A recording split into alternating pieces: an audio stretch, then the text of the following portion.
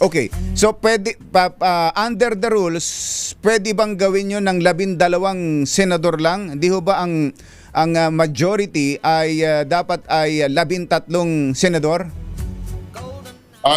Pwede po dahilan sa yung 13 ang kailangan ay sang-ayon kung sasabihin natin na ang bilang ay 24. Kailangan 13 ang quorum. Tama po. Ngunit sang-ayon sa desisyon ng Korte Suprema sa Abilino versus Cuenca at sang-ayon din doon sa nangyari sa Senado nung ako'y Pangulo ng Senado noong 2015, yung bilang po kung ilan ang senador ay dapat doon lamang sa mga senador na sakop ng jurisdiction ng Senado. Ibig sabihin, wala sa labas. Ibig sabihin,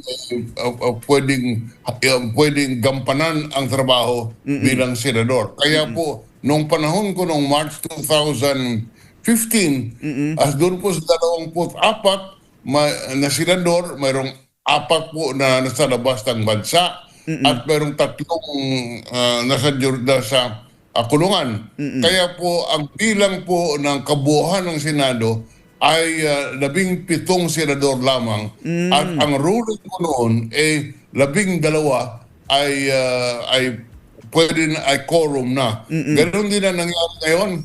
Ang posisyon ng grupo ni Wing Gatchalian 22 lamang ang available senators dahil 2 po ay isa po nakakulong, ang isa po ay natago, kaya 22. Kaya ang majority ay 12.